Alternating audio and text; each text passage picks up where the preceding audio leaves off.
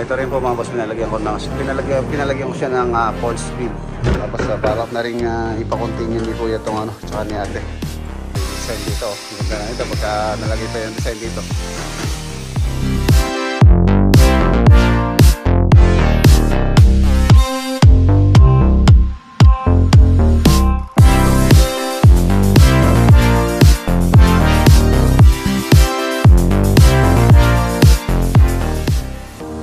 Wala siyang pinaka-breaker dyan, so yung dalawa na yon dito po sa isang medyo pangit naman kung doon yung drop light dito, napakataas na panglagyan nila ng isang bakal na naka-horizontal naman na.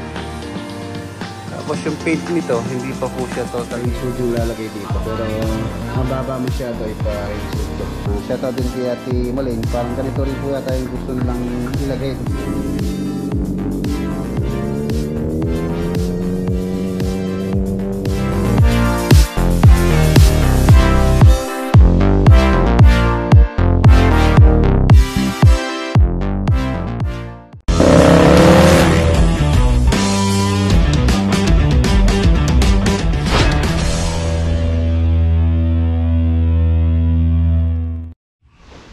Good morning.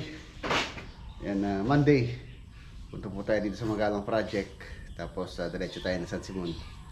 Sinking gagamitin natin. Shoutout nga po pala kay Tatay Rom tsaka kay ate. Gamitin na muna natin si Sinking dahil medyo matagal-tagal na rin po siyang hindi nagagamit. Baka magtampo. Magtampo yan.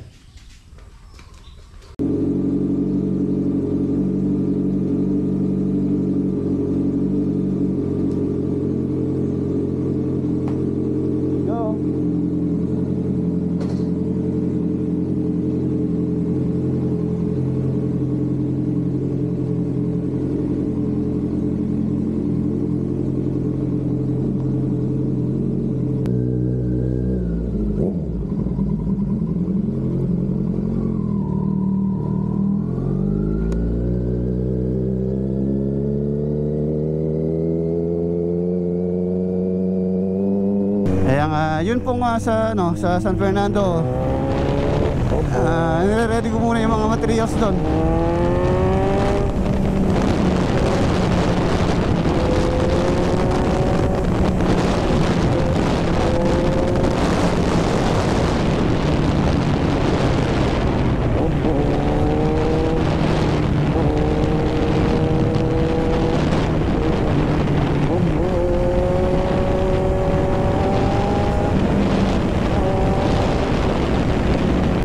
Nandito na tayo dito sa Magalang Project.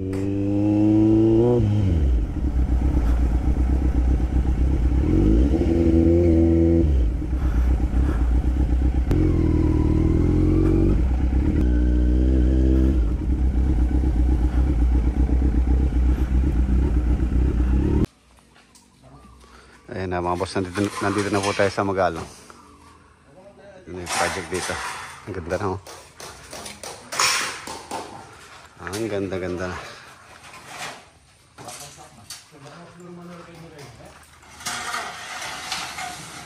Yun. Isa mga itong ports.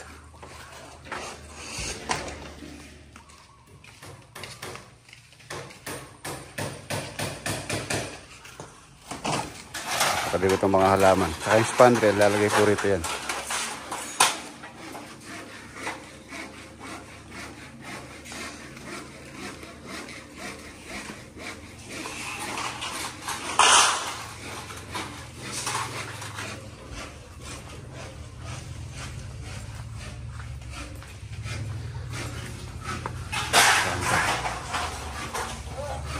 Panel.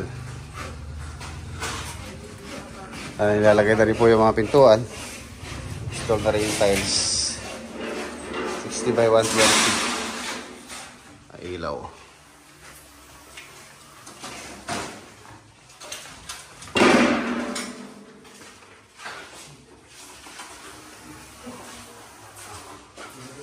Kaluwang nitong kwarto. Ito yung kwarto. fill light. Dito, ayan, ceiling, PSM board. Tapos meron pong fill light dito yan. Nilagay muna temporary yung ilaw na yan para maliwanag. Okay na rin yung tiles dito. Yan, hindi pumasok yung isang gumagawa natin dito. Tapos kulang din yung tiles ng 14 pieces. So mamaya bago tayo umalis, bibilin ko na po yung tiles dito. Tapos pinatanggal ko muna yung Jetmatic para maayos muna to. Tsaka na lang natin ibabalik, i-reinstall ulit. Ayan, para din magawa ng mabuti to. Tapos itatiles na rin po itong lababo dito sa likod. Ayan, kitchen extension, napakahabang lababo. Halos nasaan po ito? 4.8 meters ang haba po nito. 4.8, halos nasa ano siya, nasa 4 na 60 by 120 na tiles po yung gagamitin namin dito. Ayan, 60 by 120, 4 na piraso, 4 dito sa wall, tapos siding. So halos kakain po ito ng ano, ng almost 10 or 11 pieces. Ayan. Tapos to, ayan, itong kanyang downspout, pinaklading ko siya, tapos pinabukasan ko siya rito sa kung saan natin hanggang 60 cm yung tiles dito, yung buhos po to. Tapos pagka na tiles na, kaklading na to. Yan doon. Ayan. Ito, buhos po yan. Semento. Meron tayong saksakan dyan. Yung po kasing gusto nila kuya dito, dalawang 2 burner na stove. Isa rito, tapos isa rito. Tapos dito space kung saan kada nagluluto sila. So meron silang patungan dito. Tapos itong sink niya, meron pa siya space dito. Magkabila. Ayan, mahaba po yan. 2 burner na gas stove ang ilalagay dito. Tapos kitchen cabinet. Kana finish na. Itong ilalim natin, lagyan din natin ng tiles kahit yung mga sobra-sobra lang para malinis. Ayan, ito yung ginawa natin. Tsaka itong security yan dito, gate. Mas level siya. Ayan o. Mas meron siyang lock.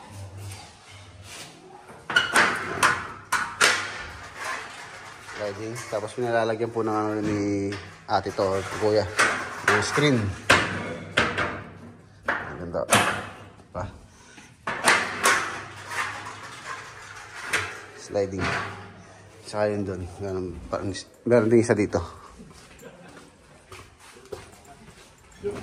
Ayan isa.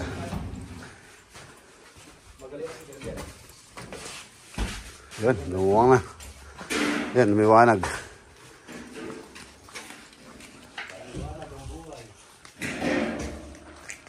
Meron pa pong design dito yan.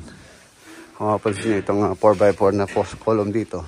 Tubular po na, ano to, na 4x4. Pinaklading ko siya ng 8x8 para mas malaki siyang tingnan. Mas babagay siya pagka malaki. Pagka po kasi maliit yung 4x4 dyan, medyo masagwa. Kaya pinaklading natin siya ng PSM board.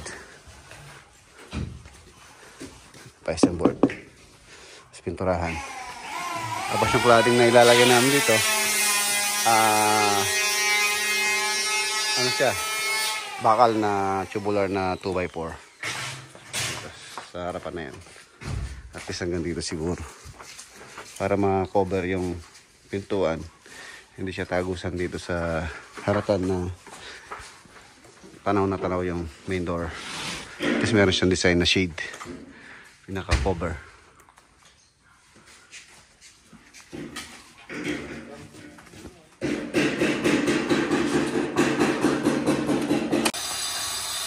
Ayan, tapos lalagyan din po namin ng groove doon.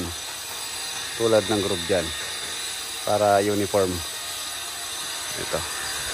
Ito yung ginagamit namin pang groove. Ano pare? 25 mm yan. Mas maganda siyang gamitin. Mas malinis yung groove. Mas mabilis pati. Yung groove niya. Ayan, yan po. Ginamit namin, ganun din. Ginagamit ni paring Aldrin doon. Tapos meron din ilaw na ganito doon. So, yung design dito. Ang ganda na ito pagka nalagay pa yung design dito.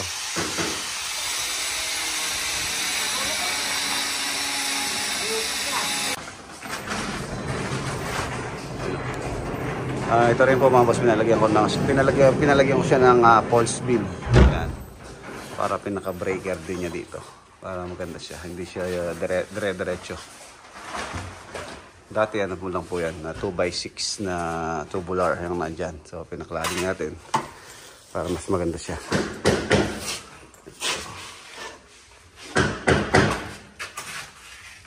Maganda kanya ngayon, tapos ilaw na lang.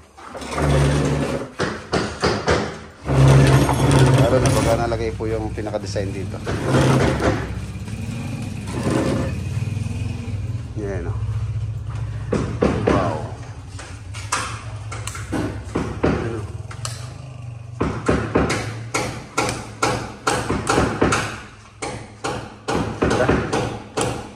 Ganda.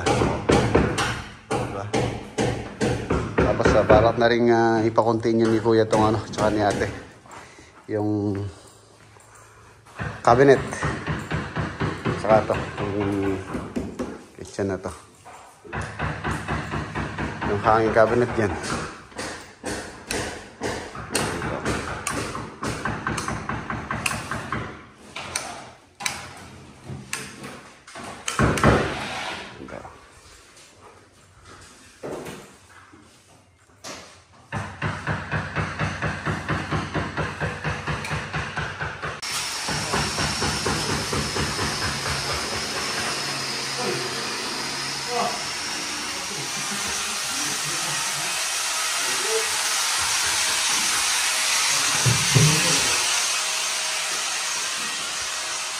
Hindi pala sulugin.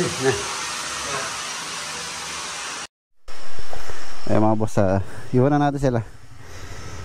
Bibili din ako ng tiles yung kulang dun sa may likod. Tapos diretso tayo ng San Simon. Medyo makulimlim. Sana naman hindi tayo abutan ng ulan. Ganyan pa namang araw na nagmotor tayo. Tapos parang uulan pa. Nauna na ako. Parang uulan pa.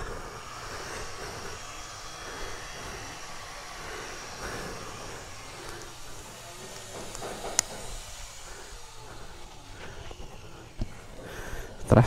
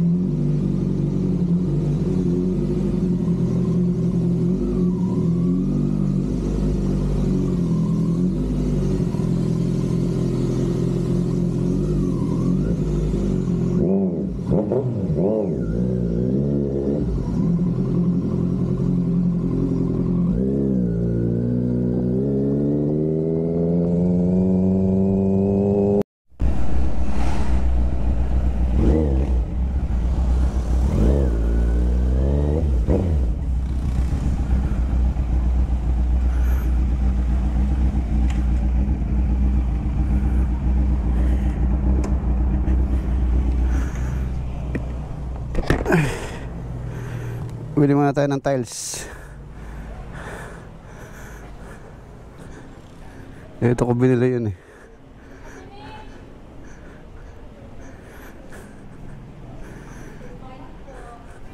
Hey, good morning. Mama, saan yung binili kong 40 by 40 rito? Ito. 45? 14 pieces. Wala na, kasi nagkulang lang yung binili ko eh.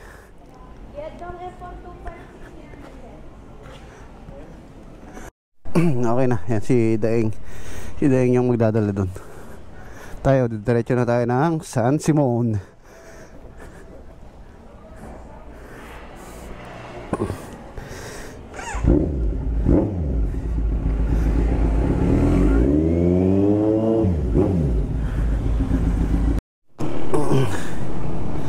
labas muna tayo.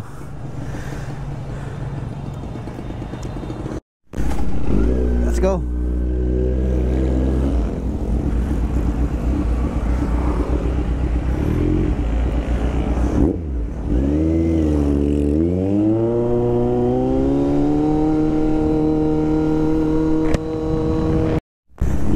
Nandito na tayo sa San Simon Project.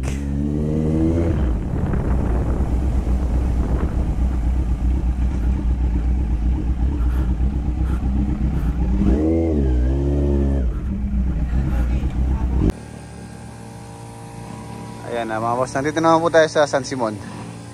Ito po yung kulay ng TV console nila ate tsaka ni kuya. Ang kulay po niya is charcoal gray. Charcoal gray. Tapos ang gusto nila is hindi po siya glossy, matte lang. Matte color. Sini-spray na ni Jay. Matte.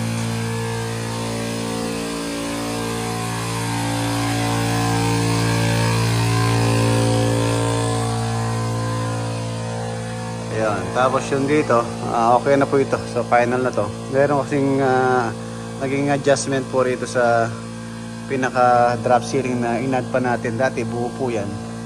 Wala siyang pinaka breaker dyan. So yun na. Okay na yan. So final pintura na lang yan. Tapos yung kanyang ano pala, yung kanyang pin light. Ito yung TV console. Yung dalawa na yon. Dito po sa gilid yung isa doon. Ayan. Ganun din yung kulay nito, charcoal gray.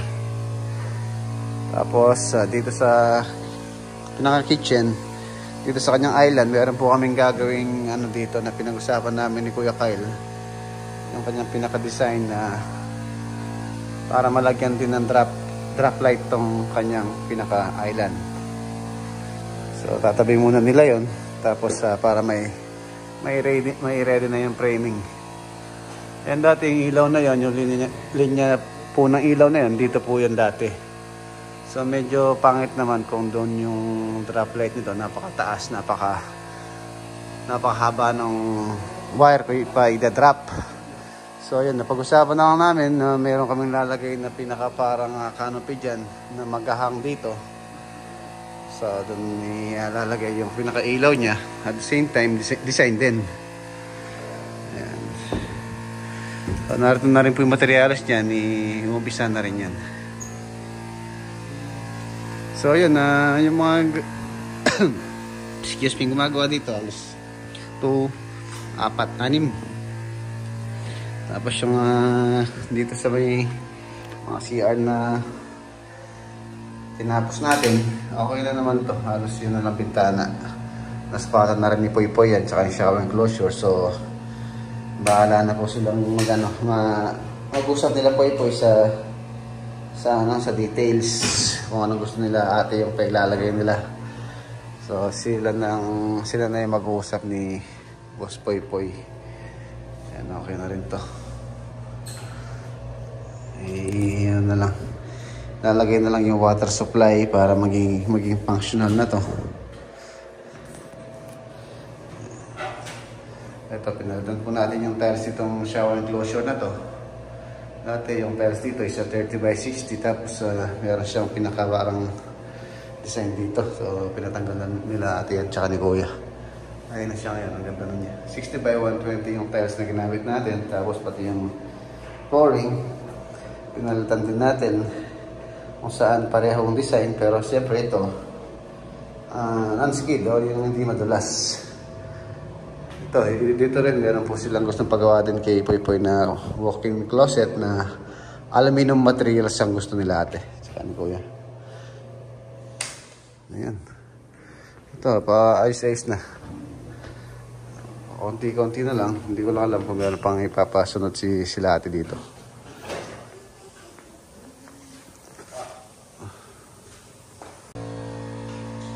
Isa rin sa inayos natin to dati, yung pinaka-structure nito is yun doon bumibigay. Ngayon okay na. Same lang naman yung layout niya. Yung countertop na lang yung hindi pa nagagawa dito. Cabinet, aluminum. Ayos na dito.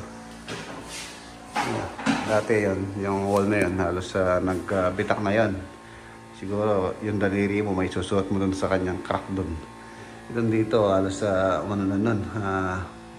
halos parang malalaglag na. Wala po kasi yan yan. Dati wala siyang beam. Parang hollow blocks lang na pinatong nila. Nilagyan nila ng isang bakal na naka-horizontal dyan. So, saan wala kang aasang tibay.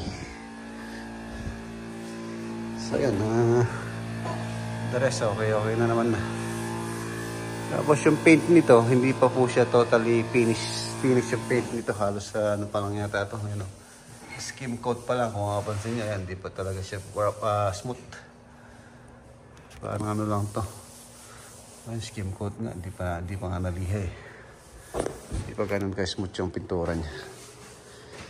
Ayan, yung mga closet ni ate dito, magaganda. Aluminum. Medyo ano po ito sa aking nakikita. Pricey itong ganito. Maganda oh. Ito hindi po namin dinatnan na po namin itong mga ganito.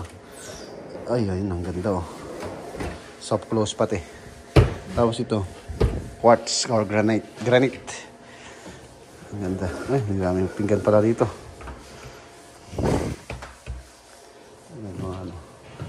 Closet. Yun o.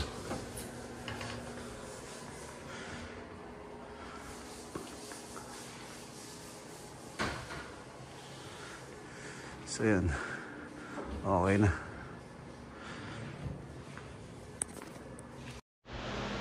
So ayan na mga boss. So, iwan na natin sila dito. Meron pa akong kailangan nasikasuhin para bukas. Para bukas nga naman. Ngayon pa lang. Iniisip ko na yung gagawin bukas para ready. Ayun na yung gagawin ng pinaka-frame ng pinaka-parang canopy na ilalagay natin kung saan tatapat dito sa may island. Ayan. Para malagay din po yung ilaw dun. Kung doon naman kasi masyado mataas po siya. Ayan. Ayan o, taas nito. Floor to ceiling nung ano doon, nung pinaka TV console. Ayun, yung palang ano mga boss, yung palang ginagawa namin sa Florida, Bulacan, yung kay Tatay Florito. Natapos na po kahapon. Kaya lang hindi ako nakapunta doon. Gawa na meron po tayong importanteng lakad kahapon. Nagsama sila Lolo Boy, saka yung mga kapatid niya. Nagpunta po tayo sa Bulacan din. Kaya hindi na tayo nakapag-vlog kahapon. Pero meron po mga video doon na kinuhanan ni Bayaw. Kahapon kasi siya nagsundo sa kanila doon. Ayan, si AJ na yung mga nagtrabaho doon. So ito po yung mga video kahapon na natapos na yung ginawa natin TV console tsaka yung 3-door na pinalitan natin sa bahay nila Tatay Florito. Ayan. So panoorin muna natin yung ilang mga video clips.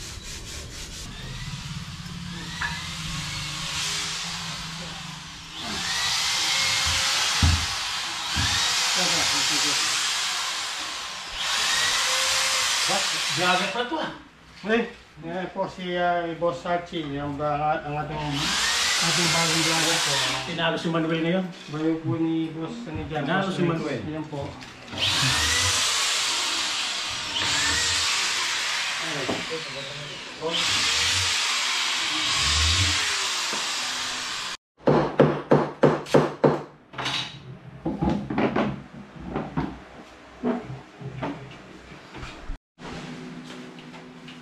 You know? Sir. Ano kami ba? Ano? Sir.